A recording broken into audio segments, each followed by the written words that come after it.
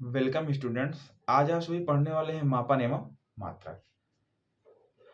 वास्तव में यह कक्षा 11 का अध्याय 1 एनसीईआरटी से बिलोंग करता है। देखिए, मापन एवं मात्रक में जो पहली चीज पढ़ी जाती है यानी कि मापन एवं मात्रक वो कही जाती है मापन किसे कहते हैं। देखिए, वस्तुतः मापन किसे कहते हैं? किसी भी यूनिट को या किसी भी चीज को मापना मापन कहलाएगा। वास्तव में देखिए, मापन अगर हम साधारण भाषा में कहना चाहें तो ऐसे कह सकते हैं कि किसी भौतिक राशि की मात्रा का गणितीय पहलू मापन कहलाएगा। देखिए, किसी भौतिक राशि की मात्रा का कुल जो गणितीय पहलू है या उसका गणितीय निरूपण हम जैसे करते हैं उसी को हम मापन कहते हैं। अगर एक परिभाषा की बात कर ली है तो ये परिभाषा लिख दी गई है। देखिए, किसी भौतिक राशि का उसके निश्चित मानक से तुलनात्मक अध्ययन को क्या कहेंगे? मापन कहेंगे। समझिए इस परिभाषा को। कह रहे हैं किसी भौतिक राशि का कोई भी चीज दी हुई है और उसका उसके निश्चित मानक से, मानक का मतलब कितनी मात्रा में है, तो किसी भौतिक राशि का उसके मानक से तुलनात्मक अध्ययन जब करेंगे तो हम इसी को क्या कहेंगे? मापन कहेंगे। देखिए, इसका मतलब हुआ कि मापन के लिए हमें दो चीजों की आवश्यकता होती है। पहली तो कोई वस्तु हमारे पास होनी चाहिए और उसकी मात्रा होनी चाहिए, वह कितनी मात्रा में है।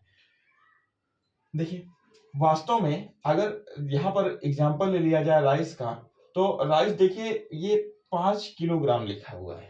ठीक है, राइस कितना लिखा हुआ है? 5 किलोग्राम। तो देखिए, जो राइस है यह तो भौतिक राशि हुई और यहाँ पर देखिए इसका गणितीय निरूपण किया गया है 5 किलोग्राम से। 5 किलोग्राम में भी देखिए यह जो 5 है ये गणितीय तथ्य है। क्या है? ये गणितीय तथ्य है। लेकिन यह जो किलोग्राम है यह मापन की इकाई है, यूनिट है। किलोग्राम एक इकाई है, यूनिट है। इसका अर्थ क्या हुआ? अब यहाँ पर देखिए, मापन के लिए पहले 1960 से पहले एक सिस्टम का उपयोग किया जाता था जिसे हम बाटा सिस्टम कहते थे। देखिए, बाटा सिस्टम क्या होता था? बाटा सिस्टम होता था जो पहले कहा जाता था कि किसी वस्तु के बदले में कोई वस्तु दे दी जाए या ले ली जाए। देखिए, पहले यही होता था। आस पड़ोस में इंसान अपने उपयोगी सामग्रियों को देखता था और जो भी चीजें उसको आवश्यक होती थी वो वहां से जाकर के अदला बदली कर लिया जाता था। जैसे किसी के घर में 5 किलो राइस है और वो 3 किलो लेग्यूम से उसको बदल ले रहा है। तो अगर हम 5 किलो राइस को 3 किलोग्राम लेग्यूम से बदल लेते हैं या अदला बदली कर लिया जाता है, तो ऐसे सिस्टम को कौन सा सिस्टम कहते हैं? बाटा सिस्टम कहते हैं। यहाँ पर एक प्रश्न उपस्थित होता है या एक प्रश्न अराइज होता है कि वह प्रश्न है, क्या मापन बिना मात्रक के संभव है? देखिए, मापन तो बगैर मात्रक का संभव ही नहीं हो सकता है। बिना यूनिट के, यानी अगर हम इस किलोग्राम को हटा दें तो राइस किस क्वांटिटी में चाहिए हमको मालूम ही नहीं चलेगा। तो मापन के लिए एक मात्रक बहुत ही ज्यादा उपयोगी है। चलिए आगे बढ़ते हैं। तो देखिए, मात्रक किसे कहते हैं? आप वैसे ही देखिए, यहाँ पर भौतिक राशियों की मात्रा को व्यक्त करने के लिए प्रयोग में लाए जाने वाले संकेताक्षरों को ही मात्रक कहा जाता है। वे यानी कि भौतिक राशि को हम जिस संकेताक्षर के द्वारा प्रदर्शित करेंगे वही क्या कहलाएंगे? मात्रक कहलाएंगे। ठीक है, किसी भी भौतिक राशि को प्रयोग में लाने के लिए कुछ न कुछ संकेताक्षर होते हैं। उन्हीं संकेताक्षरों को हम क्या कह देते हैं कि यह मात्रक है। जैसे 1 किलोग्राम, तो 1 किलोग्राम में एक तो गणितीय पहलू है उसका, लेकिन किलोग्राम क्या है? किलोग्राम उसका मात्रक है। देखिए, अगला जो हमारा टॉपिक बनता है वो है मूल राशियां एवं मूल मात्रक। तो देखिए, मूल राशियां, मूल मात्रक, कुछ राशियां ऐसी होती हैं जिनको व्यक्त करने के लिए, या कुछ राशियां ऐसी होती हैं जो अन्य राशियों के द्वारा व्यक्त नहीं की जाती हैं, वो स्वयं में ही पूर्ण होती हैं। तो ऐसे कहा जा रहा है वे राशियां जिन्हें व्यक्त करने के लिए किसी अन्य भौतिक राशि की आवश्यकता नहीं होती है, मूल राशियां कहलाती हैं। वे राशियां जिनको दिखाने के लिए, जिनको दर्शाने के लिए किसी दूसरी राशि की आवश्यकता नहीं होती है, उन्हें क्या कहेंगे? उन्हें हम मूल राशियां कहते हैं। और जो मूल राशियों को व्यक्त करने के लिए मात्रक उपयोग में लाए जाते हैं, ऐसे मात्रकों को ही हम मूल मात्रक कहते हैं। ठीक है। तो देखिए जो मूल राशियां हैं वो इतने प्रकार की मूल राशियां, 7 प्रकार की मूल राशियां होती हैं, सातों के सातों यहाँ पे लिखी हुई हैं।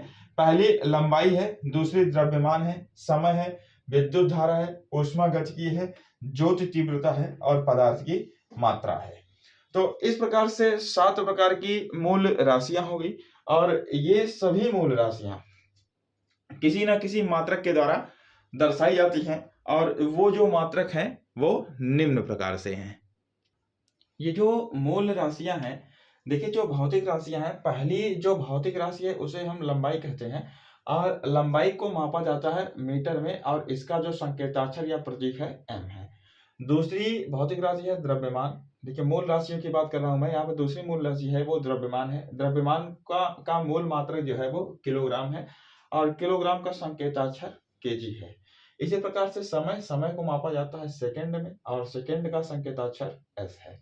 आगे आगे चलते हैं। देखिए विद्युत धारा को मापा जाता है एम्पियर में और एम्पियर का जो संकेताक्षर है ए है। आगे देखिए ऊष्मागतिकी को मापा जाता है केल्विन में और केल्विन का संकेताक्षर के है। ज्योति तीव्रता को मापा जाता है कैंडेला में और कैंडेला का जो संकेताक्षर है उसे सी और डी से दिखाया जाता है। आगे देखिए पदार्थ की मात्रा है। पदार्थ की मात्रा को मोल में मापा जाता है और उसके लिए जो संकेताक्षर प्रयोग किए जाते हैं वो है MOL मोल। अब हम समझेंगे मीटर किसे कहते हैं या 1 मीटर क्या होता है।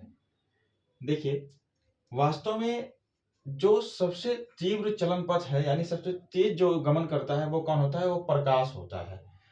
और निर्वात में प्रकाश की चाल कितनी होती है, 3 × 10⁸ मीटर पर सेकेंड। यह आपने कक्षा 10 में पढ़ करके रखा होगा। जिसका जो वास्तविक मान है वो है 299,792,458 मीटर पर सेकेंड। ये इसकी वास्तविक वैल्यू है। इसकी वास्तविक वैल्यू को अप्रॉक्सीमेट मान करके 3 गुणे इस 9 होने की वजह से इसको 3 बना देते हैं और 3 × 10⁸ मीटर पर सेकेंड बना दिया जाता है। वास्तव में 1 मीटर और कुछ भी नहीं है। ये निर्वात में प्रकाश के चाल का एक बटे निर्वात में प्रकाश की चाल सेकंड में तय की गई दूरी ही होती है। तो इस प्रकार से हम कह सकते हैं प्रकाश द्वारा निर्वात में 1/299,792 और 458 सेकंड में तय की गई कुल दूरी को क्या कहेंगे, 1 मीटर कहेंगे। ठीक है, 792 दूरी को क्या कहेंगे, 1 मीटर कहेंगे। या फिर अगर इसे हम इस प्रकार से लिखते हैं 3 × 10⁸ मीटर पर सेकंड के तरीके से, तो ये हो जाएगा 1/3 × 10⁸ मीटर पर सेकंड। इतने समय में प्रकाश जितनी भी दूरी तय करेगा वही ही 1 मीटर कहलाती है। आइए देखते हैं 1 किलोग्राम किसे कहते हैं। वास्तव में यदि हम 1 किलोग्राम की बात करें तो 1 मानक किलोग्राम जो होता है वो पेरिस में मापतौल के अंतरराष्ट्रीय ब्यूरो में रखे हुए प्लैटिनम और इरिडियम मिश्र धातु के बने एक बेलन के द्रव्यमान के बराबर होता है। फिर समझिए, पेरिस में मापतौल के अंतरराष्ट्रीय ब्यूरो में एक प्लैटिनम इरिडियम मिश्र धातु का एक बेलन रखा हुआ है और उसी के बराबर के द्रव्यमान को हम क्या कहते हैं, 1 किलोग्राम कहते हैं। या इसी को दूसरी तरीके से हम परिभाषित कर सकते हैं कि 4 डिग्री सेंटीग्रेड पर सामान्य वायुमंडलीय दाब पर, कितने डिग्री सेंटीग्रेड पर, 4 डिग्री पर, 4 डिग्री सेंटीग्रेड पर सामान्य वायुमंडलीय दाब पर यदि 1 लीटर शुद्ध जल का जो द्रव्यमान होता है वही कितना होता है, 1 किलोग्राम माना जाता है। और वास्तव में जो 1 लीटर होता है वो बराबर होता है 10 की घाते -3, ठीक है, 10⁻³ मीटर क्यूब। और जो 1 किलोग्राम होता है वह 1 किलोग्राम 1000 ग्राम के बराबर होता है।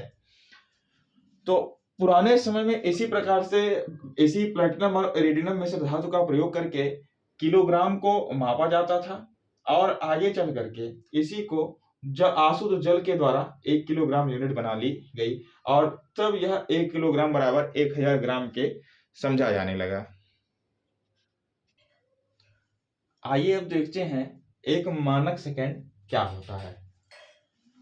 वास्तव में जो सीजियम का परमाणु होता है, परमाणु की घड़ी में 91, 92, 63, 79, 70 यानी कि 9.1 इंटू 10 टाइम्स 10 बार जिस समय अंतराल पर कंपन करता था उसे ही क्या कह देते थे, एक सेकंड कह देते थे। ये पुराना तरीका था सेकंड को मापने का। जो सीजियम का परमाणु था वो परमाणु घड़ी में 9.1 इंटू 10 समय अंतराल पर जितनी बार कंपन कर देता था, जितनी बार जितने समय में कंपन करता था उसी को क्या कहते थे, एक सेकंड कहा करते थे। लेकिन बाद में क्या हुआ, इसको सौर दिवस के रूप में मापा जाने लगा। वास्तव में संपूर्ण वर्ष के सौर दिवसों का जो समय योग है तथा वर्ष भर के दिनों की संख्या, दिनों में वर्ष भर में दिनों की संख्या कितनी होती है, 365.24 दिन, उसका जो औसत होता है वो एक सौर दिवस कहलाता है। और उसका औसत कितना होता है, 24 होता है। तो उसका जो औसत होता है वो 24 होता है, तो एक सौर दिवस बराबर कितना सेकंड हो जाएगा, तो 24। तो 24 अगर इस 24 पूरे दिन को अगर हम सेकंड में बदलेंगे तो 60 गुणे 60 हो जाएगा और हो जाएगा 86,400 सेकंड बन जाएगा। और वास्तव में माध्य सौर दिवस का जो 86,000, यही जो हमको प्राप्त हुआ था एक सौर दिवस का 86,400वां भाग क्या कहलाएगा, एक सेकंड कहलाता है। क्या हमने क्या कहा, माध्य सौर दिवस का 86,400वां भाग ही क्या कहलाएगा, एक सेकंड कहलाता है। वास्तव में जो सूर्य है उसकी वो जब अधिकतम ऊंचाई पर रहता है तो आप उसे जानते हैं, उसे मध्याह्न यानी कि आफ्टरनून कहा जाता है। और एक मध्याह्न से दूसरा मध्याह्न जब होता है तो वही 24 घंटे का समय होता है और उसे ही एक सौर दिवस कहते हैं। और एक सौर दिवस में 86,400 सेकंड होते हैं। और इस प्रकार से हम मानक सेकंड को परिभाषित कर सकते हैं। और एक मानक सेकंड वह होता है, एक मानक सेकंड वह होता है जब एक सौर दिवस का 86,400वां भाग होता है। आइए अब समझ लेते हैं एक एम्पियर किसे कहते हैं। तो ऐसे समझिए, एक एम्पियर विद्युत धारा वह विद्युत धारा है जो निर्वात में, किसमें, निर्वात में 1 मीटर की दूरी पर स्थित, देखिए दूरी कितनी होनी चाहिए, 1 मीटर, यहां तक की दूरी 1 मीटर दूरी पर स्थित दो सीधे अनंत लंबाई के समांतर तारों में, एक दो सीधे तार हैं और अनंत लंबाई के हैं, समांतर तारों में प्रवाहित होने पर जब इसमें विद्युत धारा प्रवाहित की जाती है तो प्रत्येक तार की प्रति मीटर लंबाई पर, दोनों ही तारों के प्रति मीटर की लंबाई पर यानी 1 मीटर की लंबाई पर तारों के बीच कितने, 2 गुणे 10 की घाते -7, ठीक है, 2 इंटू 10⁻⁻7 न्यूटन का बल उत्पन्न करती है। और जब इन दोनों तारों के मध्य 2 गुणे 10 की घात -7 न्यूटन का बल 1 मीटर की तार पर उत्पन्न होगा तो इसी धारा को ही 1 एम्पियर धारा कहते हैं। इतनी धारा का मान कितने के बराबर होगा, 1 एम्पियर के बराबर होता है। एक बार फिर से आप देख लीजिए, 1 एम्पियर विद्युत धारा वह विद्युत धारा है जो निर्वात में 1 मीटर की दूरी पर स्थित दो सीधे अनंत लंबाई के समांतर तारों में प्रवाहित होने पर प्रत्येक तार की प्रति मीटर लंबाई पर तारों के बीच 2 गुणे 10 की घाते -7 न्यूटन का बल उत्पन्न करती है। आइए आगे बढ़ते हैं। और आगे बढ़ने पर देखिए अगला जो हमारा मापन है वो केल्विन है। देखिए केल्विन में सामान्य वायुमंडलीय दाब पर गलते हुए बर्फ के ताप तथा उबलते हुए जल के ताप, देखिए गलते हुए बर्फ के ताप एवं उबलते हुए जल के ताप के अंतर के कौन से भाग, समवेय भाग को क्या कहते हैं, एक केल्विन कहते हैं। बहुत सामान्य है, एकदम सरल सा। सामान्य वायुमंडलीय दाब पर गलते हुए बर्फ के ताप तथा उबलते हुए जल के ताप के अंतर को क्या कहते हैं, एक केल्विन कहते हैं। इसी प्रकार से देखिए कैंडिला की परिभाषा देखिए, कैंडिला मानक प्रकाश स्रोत से, कोई स्रोत है उससे प्रकाश निकल रहा है, खुले मुख के 1 सेंटीमीटर स्क्वायर, पूरे का 1 सेंटीमीटर स्क्वायर का क्षेत्रफल लेंगे, ज्योति तीव्रता का कितना 1/60 भाग जो होती है वो क्या होती है, कैंडिला होती है। जबकि प्रकाश स्रोत का ताप क्या है, प्लेटिनम के गलनांक के बराबर है। देखिए जो प्रकाश के स्रोत से ताप निकल रहा है वो प्लेटिनम के गलनांक के बराबर होना चाहिए। आगे देखिए पदार्थ की मात्रा, तो ऐसे समझिए कि एक मोल किसी पदार्थ की मात्रा वह है, या एक मोल पदार्थ की मात्रा वह मात्रा है जिसमें उस पदार्थ के अवयवों में कौन होगा, या परमाणु होगा या फिर अणु होगा, जिसमें उस परमाणु के अवयवों की वही संख्या हो जितनी संख्या किसमें होती है, कार्बन 12 के परमाणुओं की संख्या होती है। एक बार फिर से समझिए, एक बार आप फिर से इस बात को समझिए। एक मोल किसी पदार्थ की वह मात्रा है जिसमें उस पदार्थ के अवयवों यानी परमाणुओं तथा अणुओं की वही संख्या हो जितनी कार्बन 12 के परमाणुओं की संख्या होती है। वास्तव में आप जो समझिए, जो 12 ग्राम कार्बन परमाणु है वो 0.012 किलोग्राम के बराबर होगा, क्योंकि 1 ग्राम बराबर 1000 ग्राम होता है। यहां पर एक प्रश्न उठता है कि हमें मापन की आवश्यकता ही क्यों पड़ती है। वास्तव में देखिए, हम अपनी ज्ञानेंद्रियों द्वारा केवल भौतिक राशियों का अनुमानित एवं तुलनात्मक अध्ययन ही कर सकते हैं। सिर्फ इसको अनुमान लगा सकते हैं कि यह भौतिक राशि कितनी मात्रा में है, किंतु इसकी सही व सटीक पहचान के लिए हमें किसकी आवश्यकता होती है, हमें मापन की आवश्यकता होती है। तो एक सीधा सा जवाब मिलता है हमको कि मापन में भौतिक राशियों के सटीक पहचान के लिए हमें क्या होती है, मापन की आवश्यकता होती है।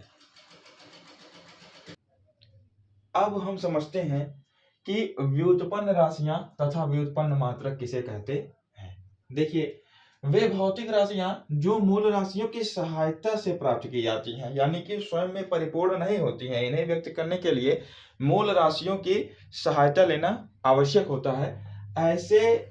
ऐसी राशियों को हम व्युत्पन्न राशियां कहते हैं, एवं इन्हीं राशियों के मात्रकों को क्या कहते हैं, हम व्युत्पन्न मात्रक कहते हैं। ठीक है, कुछ भौतिक राशियों को देख लेते हैं, यानी कुछ व्युत्पन्न राशियों को देख लेते हैं और उसके मात्रकों को देख लेते हैं और उनके सूत्र को देख लेते हैं, किस प्रकार से वे मुख्य राशियों से यानी कि मानक राशियों से निरूपित की जाती हैं। देखिए, यानी मूल राशियों से निरूपित की जाती हैं। देखिए, जो पहला है उसे हम कह रहे हैं क्षेत्रफल, और क्षेत्रफल का जो सूत्र बनता है लंबाई गुणे चौड़ाई, और लंबाई गुणे चौड़ाई के कारण ही इसका जो मात्रक बन जाता है मीटर स्क्वायर, या इसी को कहते हैं वर्ग मीटर। दूसरा है आयतन। आयतन को देखिए मापते हैं लंबाई गुणे चौड़ाई और गुणे ऊंचाई में। ये 3 डायमेंशनल है, 3D में है, और ये इसलिए मापा जाता है मीटर क्यूब में, या इसी को कहते हैं घन मीटर। अगला देखिए, अगला जो है उसे कहते हैं वेग। वेग वेग और वेग बराबर होता है विस्थापन बटे समय अंतराल। विस्थापन बटे समय अंतराल, और इसको मापने के लिए जो मात्रक होता है, मात्रक को कहते हैं मीटर प्रति सेकंड। आगे देखिए, जो अगला है वो है विस्थापन। विस्थापन बराबर होता है वेग परिवर्तन बटे समय अंतराल, या वेग परिवर्तन की दर बटे समय अंतराल। इसको मापा जाता है मीटर प्रति सेकंड, या और बटे में सेकंड से, या फिर इसे कहते हैं मीटर प्रति सेकंड स्क्वायर, या सेकंड नीचे आ जाएगा स्क्वायर में परिवर्तित हो जाएगा मीटर प्रति सेकंड स्क्वायर। इसी प्रकार से देखिए, घनत्व है। घनत्व को मापते हैं, घनत्व का जो सूत्र होता है द्रव्यमान बटे आयतन होता है, और घनत्व का जो मात्रक होता है किलोग्राम मीटर क्यूब होता है।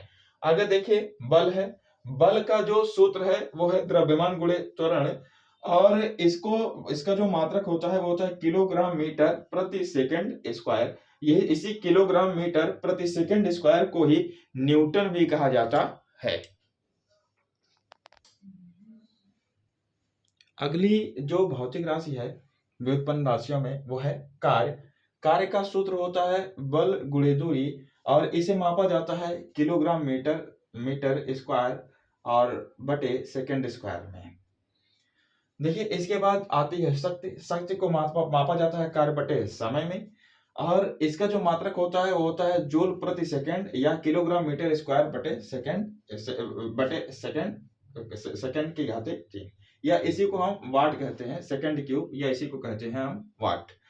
आगे देखिए, अगला है दाब। दाब बराबर होता है बल गुणे क्षेत्रफल, और बल गुणे क्षेत्रफल होता है, ये बनता है न्यूटन मीटर स्क्वायर या किलोमीटर इनवर्स और सेकंड इनवर्स 2।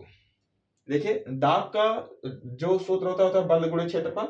बल को कहते हैं न्यूटन मीटर स्क्वायर से मापते हैं, या न्यूटन मीटर स्क्वायर को भी कहते हैं kilometre inverse 1 into second inverse 1, second inverse 2, या फिर इसी को हम पास्कल के रूप में कह सकते हैं। अगला देखिए, संवेग होता है।